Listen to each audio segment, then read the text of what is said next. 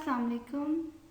आज हम पढ़ेंगे arithmetic sequence and series. Arithmetic sequence rule. Arithmetic series का या अरिथमेटिक सीक्वेंस का रूल क्या है? The difference between consecutive terms is constant. Arithmetic sequence या सीरीज का रूल ये है कि उनकी कोई भी दो कंसेक्यूटिव टर्म्स अगर आप ले लें, उनका डिफरेंस कांस्टेंट होगा, सेम होगा। यह आप पिछले लेक्चर में जहां आपने सीक्वेंस एंड सीरीज को समझा था, वहां आपको ये पता है वहां से कि दो जो भी टर्म्स होती हैं हमारे पास, सीक्वेंस है या सीरीज है, उनकी टर्म्स के दरमियान एक ख़ास डिफरेंस होता है। अब अरिथमेटिक सीरीज में ये चीज़ ज़रूरी है कि वो डिफरेंस कांस्टेंट हो, सेम डिफरेंस पे टर्म्स जा रही हों। The constant difference is also known as the common difference. It's also that number that you are adding every time. ये वही नंबर है जो कि हम ऐड करते हैं अपनी अगली टर्म फाइंड करने के लिए। ये वही कांस्टेंट है, ये वही डिफरेंस है, और अरिथमेटिक सीक्वेंस या सीरीज में ये कांस्टेंट होता है।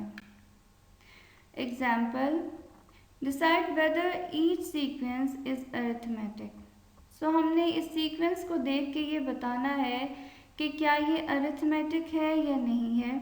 अरिथमेटिक के लिए जैसा कि हम पढ़ चुके हैं कि एक रूल है, वो है कांस्टेंट डिफरेंस का, और उसी रूल की बेस पे हम डिसाइड करेंगे कि क्या ये अरिथमेटिक है या नहीं है।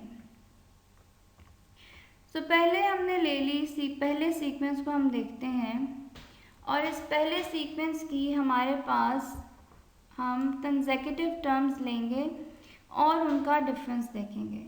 इसकी फर्स्ट टू टर्म्स ये हैं। फर्स्ट टर्म है -10, सेकेंड टर्म है -6।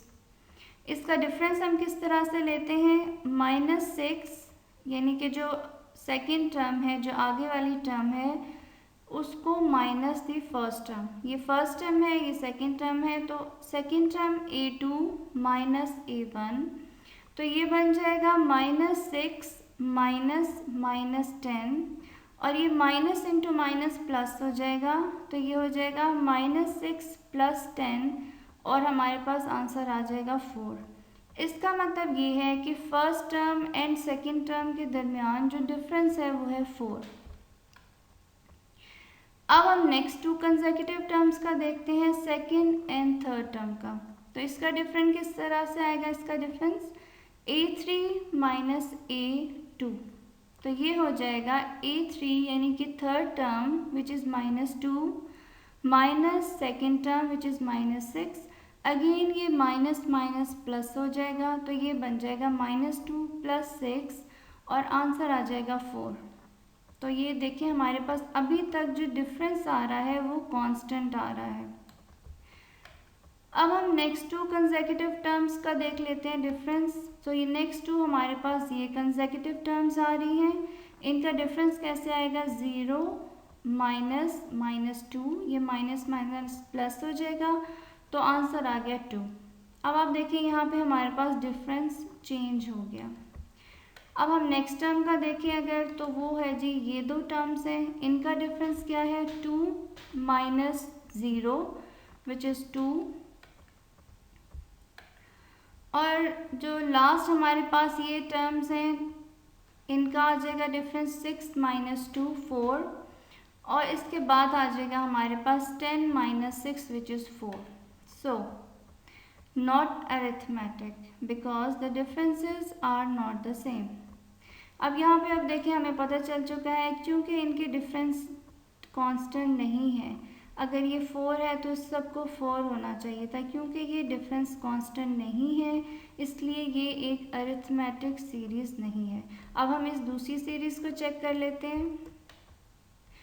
इस सीरीज में फर्स्ट एंड सेकेंड टर्म का अगर हम डिफरेंस लें, तो first term 5, second term 11, difference बनेगा A2 minus A1 which is 11 minus 5, difference आ गया 6, और इसी तरह सेकेंड टर्म हमारे पास आ गई 17 - 11 विच इज़ 6, थर्ड डिफरेंस हम देख रहे हैं 23 minus 17 which is again 6 and last हमारे पास आ गया 29 माइनस 23 विच इज़ 6। सो क्या ये अरिथमेटिक सीक्वेंस है? Yes, this is an arithmetic sequence because the difference is common or constant. Arithmetic sequence. In general, arithmetic sequence को हम कुछ इस तरह से शो करते हैं। A, which is the first term, इसकी हम टर्म्स को इस तरह से शो करते हैं। और सेकेंड टर्म जो है उसमें हम क्या करेंगे, क्योंकि ये डिफरेंस या जो डिस्टेंस है जिसको हम डी से डिनोट करते हैं ये कांस्टेंट होता है, बिल्कुल सेम रहता है। सो इसको हम हर टर्म में जब ऐड करेंगे तो हमारे पास नेक्स्ट टर्म आ जाएगी। अब आप देखिए यहाँ पे ए फर्स्ट टर्म है, जब आपने इस फर्स्ट टर्म में इस डिफरेंस को ऐड कर दिया तो ये सेकेंड टर्म बन गई। इसी तरह जब हम इस डिफरेंस को 2 टाइम्स ऐड करेंगे तो थर्ड टर्म बन जाएगी, 3 टाइम ऐड करेंगे तो फोर्थ टर्म बन जाएगी एंड सो ऑन। या हम ये भी कर सकते हैं कि जो भी हमारे पास टर्म आ चुकी है उसमें हम एक दफ़ा इस डिफरेंस को ऐड कर दें तो वो हमारे पास वही टर्म बन जाएगी। फॉर एग्जांपल हमारे पास ये थी सेकेंड टर्म, इस सेकेंड टर्म से अगर हम थर्ड टर्म बनाना चाहते हैं तो इसी टर्म में अगर हम डी ऐड कर दें तो हमारे पास थर्ड टर्म बन जाएगी, जो कि अगेन क्या आ जाएगी a प्लस 2d। अब इस a प्लस 2d में जब एक दफ़ा आप d ऐड करेंगे तो वो क्या बन जाएगा a प्लस 3d। इसमें जब आप एक दफ़ा d ऐड कर देंगे तो बन जाएगा a plus 4d and so on. और हमारे पास अरिथमेटिक सीक्वेंस में जो nth टर्म है उसका फॉर्मूला ये है an which is equals to a plus n minus 1 into d, where a is the first term of any arithmetic sequence and d is the common difference. Formula for the general or nth term, ये आप जैसा कि अभी पढ़ चुके हैं। हमारे पास arithmetic sequence में जनरल टर्म या nth टर्म, इसको दोनों हम बोलते हैं, इसका फॉर्मूला ये है हमारे पास a1 plus n minus 1 into d. So a1 show कर रहा है first term plus n minus 1 into d, और ये n है टर्म नंबर का, जो कि यहाँ पे जो भी हम टर्म फाइंड करते हैं वही नंबर हम यहाँ पर भी लिखते हैं। Example, write a formula for the nth term of the sequence this, then find a12। There is a common difference, और वो डिफरेंस क्या है, d is equals to 15, therefore the sequence is arithmetic. अब सबसे पहले तो हमने ये चेक कर लिया कि ये अरिथमेटिक है या नहीं है, और वो हमने कैसे चेक किया, हमने हर कंसेक्यूटिव टर्म का डिफरेंस देखा और हर टर्म के डिफरेंस हमारे पास कांस्टेंट आ रहा था विच इज़ 15, तो हमें पता चल गया कि ये एक अरिथमेटिक सीक्वेंस है। अब हमने अरिथमेटिक सीक्वेंस के लिए जो टर्म फाइंड करनी है वो है 12th टर्म a12, और हमें इसका जनरल फॉर्मूला पता है। अरिथमेटिक सीक्वेंस का जनरल रूल या जनरल फॉर्मूला ये है जिसमें हमें रिक्वायर्ड होती है फर्स्ट टर्म, n की वैल्यू जो कि हमसे पूछी गई है, और कॉमन डिफरेंस d। तो ये सब कुछ हमें मालूम है। अब हम इस फॉर्मूले में वैल्यूज़ को पुट करेंगे, वो आप देख लें हम किस तरह से आइडेंटिफाई करेंगे। 32 है हमारी फर्स्ट टर्म a1, और d हमारे पास 15 जो कि हमने अभी फाइंड किया है वो है द कॉमन डिफरेंस d। सो इस फॉर्मूले में हमने अपनी वैल्यूज़ को पुट कर दिया, इसको हमने सॉल्व किया। यहाँ पे आप देखिए हम इस 15 को यहाँ अंदर मल्टीप्लाई कर देंगे तो ये बन जाएगा 15n माइनस का साइन, और ये 15 इंटू 1 15। अब आप 32 माइनस 15 करें विच इज़ 17, और आंसर आ गया हमारे पास 17 प्लस 15n। ये आ गया हमारे पास जनरल रूल या जनरल फॉर्मूला इस सीक्वेंस के लिए। अब पर्टिकुलरली चूँकि हमने इस क्वेश्चन में फाइंड करनी थी 12th टर्म a12, सो उसके लिए हमने इसी जनरल फॉर्मूले में वैल्यू पुट की, n की जगह 12 यहाँ पर भी और यहाँ पर भी n की जगह 12, और जब हमने इसको सॉल्व किया तो हमारे पास इस सीक्वेंस की 12th टर्म की वैल्यू आ गई which is 197. Example, one of the term of an arithmetic sequence is A8 which is equals to 50. यानी 8th टर्म की वैल्यू है 50.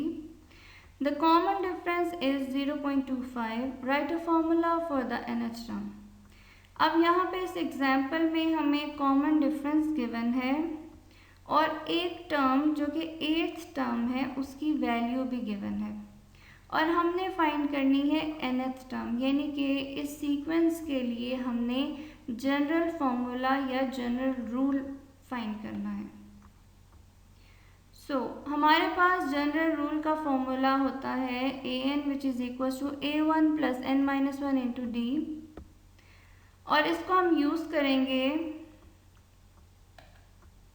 अब यहाँ पे अगर आप देखें कि हम A8 के लिए यूज़ करें तो वो क्या हो जाएगा, ये है जी 8, this is the term number which is n और ये n यही टर्म नंबर है विच इज़ n जो कि हम यूज़ करेंगे और कॉमन डिफरेंस हमें दिया गया है 0.25 जो कि हम इस फॉर्मूले में यहाँ पर यूज़ करेंगे. इस फॉर्मूले की मदद से हम फाइंड कर रहे हैं फर्स्ट टर्म, क्योंकि जनरल जो हमें रूल या फॉर्मूला दिया जाता है उसमें हमें A1 टर्म रिक्वायर्ड होती है. A1 टर्म या फर्स्ट टर्म हम फाइंड कर रहे हैं और हम यूज़ कर रहे हैं इंफॉर्मेशन जो कि हमें क्वेश्चन में दी गई है A8 टर्म की. हमने फॉर्मूले में जो जनरल फॉर्मूला है उसको हमने लिख लिया फॉर द 8th टर्म, क्योंकि 8th टर्म की वैल्यू हमें गिवन है. इस फॉर्मूले को अगर हम 8th टर्म के लिए लिखें तो वो यूँ बन जाएगा A8 which is equal to A1 plus n minus 1 which is 8 minus 1 into d which is 0.25 और इसको हम यूज़ करें किस लिए, A1 फाइंड करने के लिए. अब आप देखें कि ये जो A8 टर्म है इसकी वैल्यू हमें गिवन है 50. इस A8 की जगह हम लिख देंगे 50, क्योंकि इसकी वैल्यू हमें गिवन है तो हम इसकी वैल्यू यहाँ पे लिख देंगे और अब हम यहाँ से फाइंड कर लेंगे वैल्यू फॉर A1. यहाँ पे हमने इसको 7 को इससे मल्टीप्लाई कर दिया और यहाँ पे हमने A1 की वैल्यू फाइंड करने के लिए इस 1.75 को दूसरी तरफ ले गए तो ये हो गया 50 माइनस 1.75, तो A1 की वैल्यू आ गई 48.25. अब हम यूज़ करेंगे ये general formula to find the rule. इस जनरल फार्मूला में हम पुट कर देंगे A1 की value plus n minus 1 into d. इस सीक्वेंस के लिए, इस अरिथमेटिक सीक्वेंस के लिए जो जनरल रूल या जनरल फार्मूला हमारे पास आया है वो ये है an is equal to 48.25 plus 0.25n minus 0.25 और फाइनली जब हम इसको सॉल्व करेंगे तो ये हमारे पास बन जाएगा an which is equal to 48 plus 0.25n. Example, two terms of an arithmetic series are a5 which is equals to 10 and a30 which is equals to 110. Write a formula for the nth term. हमारे पास arithmetic sequence की यहाँ पे दो terms की values given है. एक 5th term है जिसकी वैल्यू गिवन है और दूसरी 30th टर्म है जिसकी वैल्यू गिवन है और फाइंड हमने करना है formula for the nth term. Begin by writing two equation, one for each term given. अब हमारे पास चूँकि यहाँ पे दो वैल्यूज़ गिवन है तो इन दो वैल्यूज़ को हम किस तरह से यूज़ करेंगे ताकि हम nth टर्म फाइंड कर सकें. हम दो इक्वेशंस बना लेंगे या दो हम फॉर्मूलाज बना लेंगे. यहाँ पे आप देखें कि जो जनरल फार्मूला है अरिथमेटिक सीक्वेंस का उसको हमने एक दफ़ा लिखा है for A5 term. A5 term के लिए क्या हो जाएगा A5 which is equal to A1 plus 5 minus 1 into d और ये बन गया 10 is equal to A1 plus 4D. And अब हम दूसरी जो टर्म हमें 110 गिवन है उसके लिए उसको हम nth टर्म में या nth टर्म के फॉर्मूला में पुट करेंगे उसके लिए, तो वो बन जाएगी हमारे पास A30 which is equal to A1 plus 30 minus 1 D, और ये सॉल्व करके ये बन गई 30 माइनस 1 29D।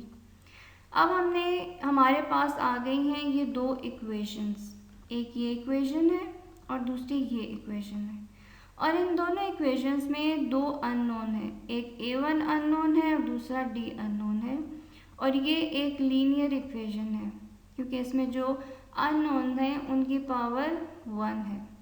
तो चूंकि आप साइमल्टेनियस लीनियर इक्वेशन पढ़ चुके हैं और उनको किस तरह से सॉल्व किया जाता है वो भी आप पढ़ चुके हैं, तो वही मेथड हम यहाँ यूज़ करेंगे। आप एलिमिनेशन भी यूज़ कर सकते हैं, आप सब्स्टिट्यूशन मेथड भी यूज़ कर सकते हैं, कोई भी मेथड आप यूज़ करें, यहाँ पे इनको सॉल्व करने के लिए दोनों से आंसर सेम ही आएगा।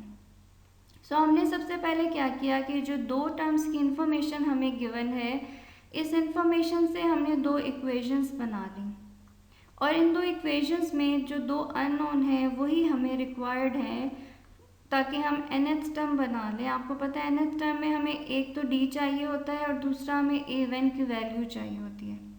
सो इन दो इक्वेशन से हमारे पास इन दोनों की वैल्यूज़ आ जाएंगी और वो हम फिर उस nth टर्म में पुट करेंगे और हमारे पास रिक्वायर्ड आंसर आ जाएगा।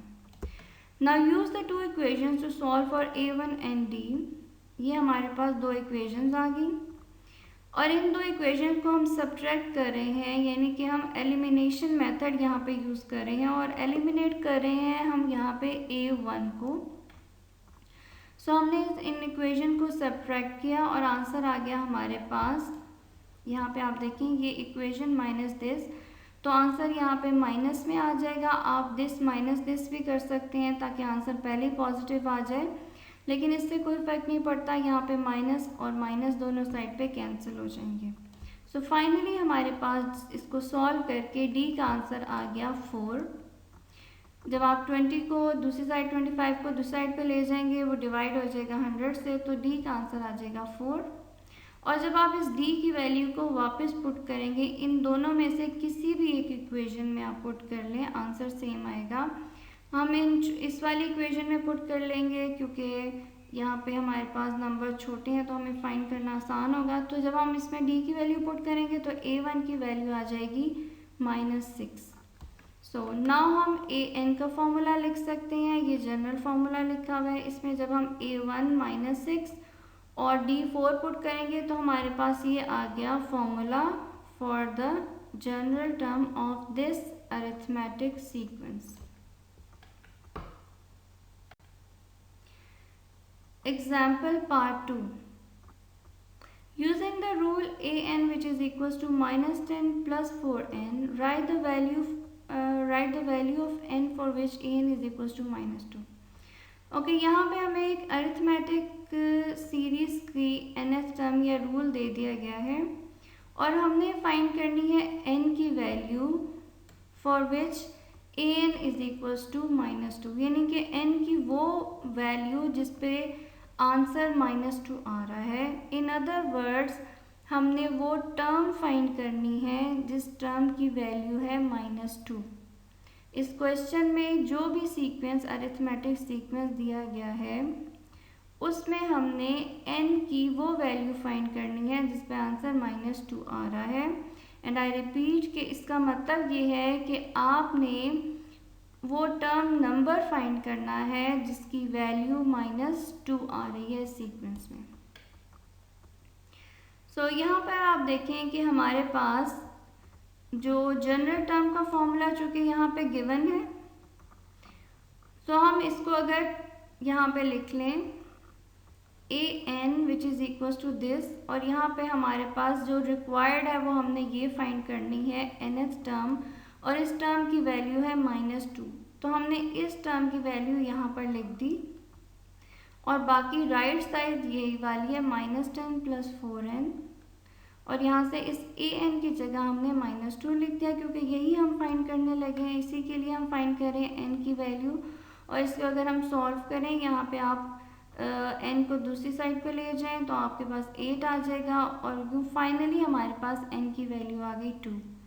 सो इसका मतलब ये है n की वैल्यू 2 का मतलब ये है कि सेकंड टर्म इस सीक्वेंस में जो सेकंड टर्म है उस पे वैल्यू है -2।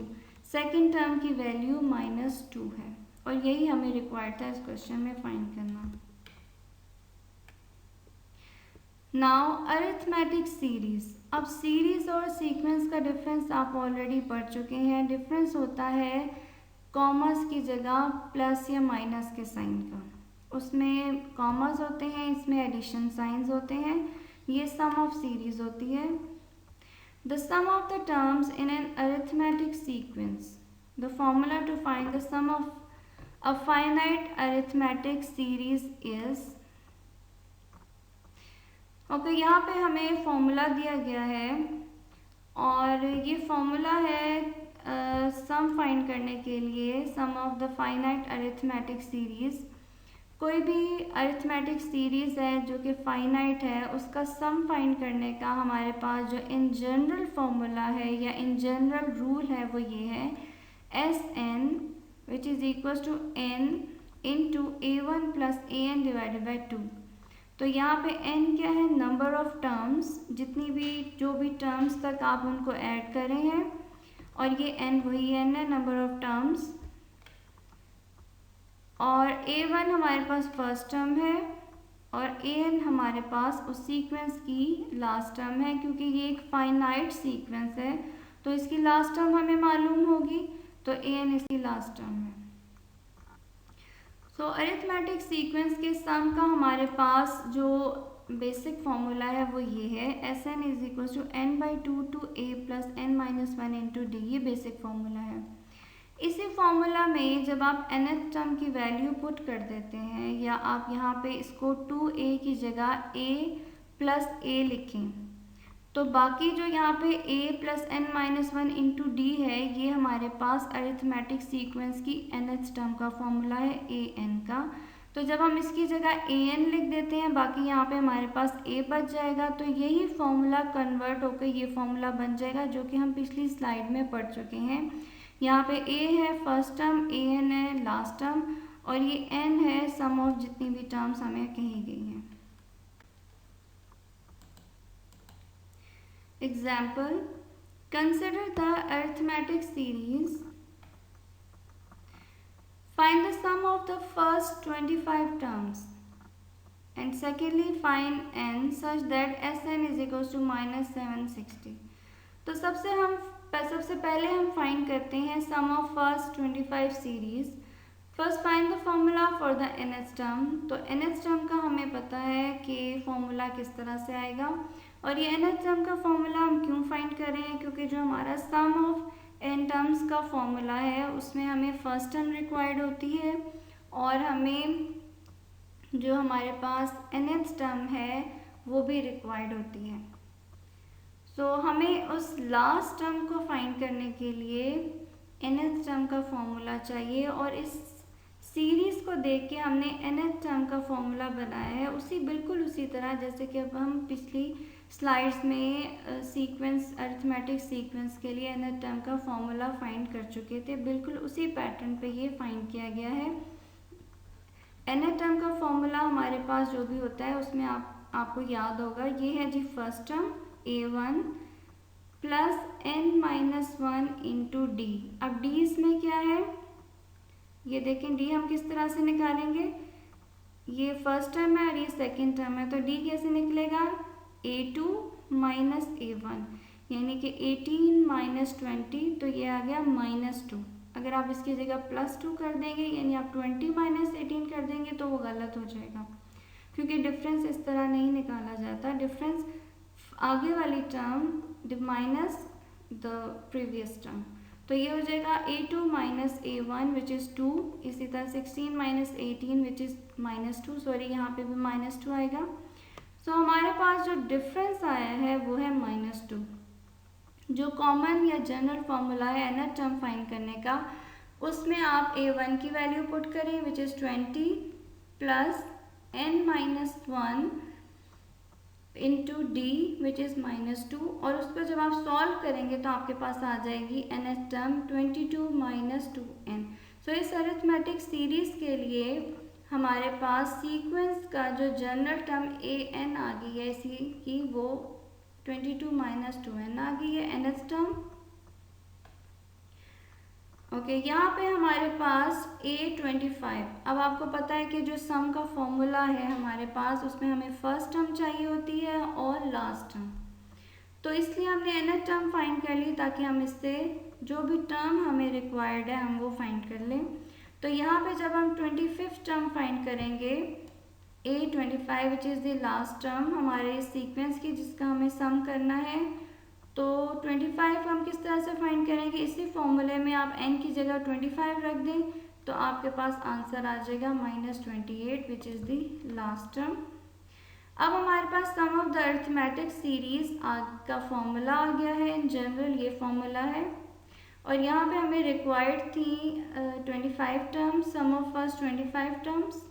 तो हमने यहाँ पे लिख दिया n की जगह 25, यहाँ पे भी n की जगह 25 और A1 20।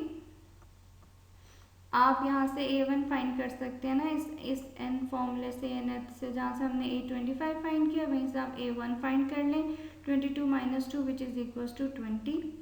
तो ये आ गया 20 plus -8 divide by 2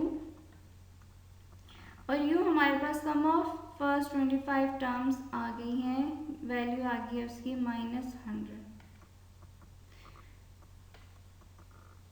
okay, now अब हमें फाइंड करना है find n such that Sn is equals to -760। हमने n की वो वैल्यू फाइंड करनी है कि जिस पे सम ऑफ दो टर्म्स आ जाए -760। तो इसके लिए अगेन हमारे पास आप देखें जो फॉर्मूला है इन जनरल, जो हमारे पास सम ऑफ n टर्म्स का फॉर्मूला है Sn, उसकी वैल्यू हमें यहाँ पे ऑलरेडी गिवन है। इससे पहले वाले पार्ट में हमने यही वैल्यू फाइंड की है, इस पार्ट में हमें ये वैल्यू गिवन है Sn की और A1 की वैल्यू है हमारे पास 20 which is the first term और nth term which is An, उसकी वैल्यू हमने यहाँ से फाइंड की थी इस क्वेश्चन के स्टार्ट में, विच इज़ 22 - 2n। तो ये सब कुछ हमें गिवन है, इस फॉर्मूले में हम ये सारा कुछ पुट कर देंगे और इसको हम सॉल्व करेंगे फॉर n। हमें यहाँ पे रिक्वायर्ड है n की वैल्यू और इसको हम सॉल्व कर रहे हैं। यहाँ पे हम आप देखिए हम यहाँ पे इसको किस तरह से सॉल्व कर रहे हैं। सबसे पहले तो हमने उनमें हर वो वैल्यू पुट कर दी जो कि हमें रिक्वायर्ड थी या जो हमारे पास अवेलेबल थी, बाकी रह गया n और ये हमने फाइंड करना है। तो यहाँ पे हम क्या करेंगे, इस 2 को आप दूसरी तरफ भेजें, यहाँ मल्टीप्लाई कर देंगे, आंसर आ जाएगा और यहाँ पे आप n को अंदर मल्टीप्लाई कर दें। जब आप n को अंदर मल्टीप्लाई करेंगे तो आपके पास n² की फॉर्म में आ जाएगा और आप इसको अब एक प्रॉपर फॉर्म में लेके आएंगे, यानी ये 2n² इस लेफ़्ट साइड पे आ जाएगा और 42n भी लेफ़्ट साइड पे आके माइनस हो गया और ये -1520 इसी साइड पे रहेगा विच इज़ इक्वल्स टू 0। सो इस वक्त हमने इस इक्वेशन को बना दिया है एक क्वाड्रेटिक इक्वेशन, ये बन चुकी है और इसमें अननोन है हमारे पास n और इसका आप देखेंगे बिल्कुल वही पैटर्न बन चुका है जो कि क्वाड्रेटिक इक्वेशन का है, 2n² - 2n -1520। और ये आप पहले भी पढ़ चुके हैं कि क्वाड्रेटिक इक्वेशन में आपके पास x या y का कोई भी नाम हो सकता है, उस अननोन का कोई भी नाम हो सकता है। सो यहाँ पे उसका नाम है n। अब आप यहाँ पे क्वाड्रेटिक फॉर्मूला लगा लें, कंप्लीटिंग स्क्वायर, फैक्टराइजेशन मेथड, कोई भी मेथड लगा लें, कोई भी मेथड आप यूज़ कर सकते हैं, आंसर ऑफ कोर्स सेम आता है अगर आपने मेथड सही अप्लाई किए। सो यहाँ पे फैक्टराइजेशन मेथड यूज़ किया गया है और यहाँ पे बन गए हैं इसके 2 फैक्टर्स। अब उन फैक्टर्स को हम अलग अलग इक्वेट कर देंगे 0 के और हमारे पास आपको पता है क्वाड्रेटिक इक्वेशंस में हमेशा 2 वैल्यूज़ आती हैं। तो यहाँ पर भी n की हमारे पास 2 वैल्यूज़ आई हैं, एक है 40 और दूसरी है -19। अब इन 2 वैल्यूज़ को हम क्या करें, हम कौन सी वैल्यू को पिक करें, क्योंकि n की तो कोई एक ही वैल्यू होगी। सो यहाँ पे रूल क्या बताया जा रहा है, always choose the positive solution. आपके पास जो भी 2 आंसर आए हैं उसमें से आपने पॉजिटिव वाले को चूज़ करना है। वो इसलिए क्योंकि n हमारे पास नंबर ऑफ टर्म्स हैं और नंबर ऑफ टर्म्स कभी भी नेगेटिव नहीं हो सकती, वो 1 या 0 से स्टार्ट होंगी और वो पॉजिटिव साइड पे ही जाएंगी। नंबर ऑफ टर्म्स माइनस नहीं हो सकती। टर्म्स की वैल्यू, किसी भी टर्म की वैल्यू नेगेटिव हो सकती है, बट टर्म का नंबर या नंबर ऑफ टर्म्स वो नेगेटिव नहीं हो सकते। इसीलिए हमने इन दोनों में से पॉजिटिव वाला चूज़ किया विच इज़ 40। सो हमारे पास जो रिक्वायर्ड था वो आ गया 40। इसका मतलब है कि अगर आप सम कर दें फर्स्ट 40 टर्म्स को, sum of first 40 terms of this arithmetic sequence, उसकी वैल्यू है -7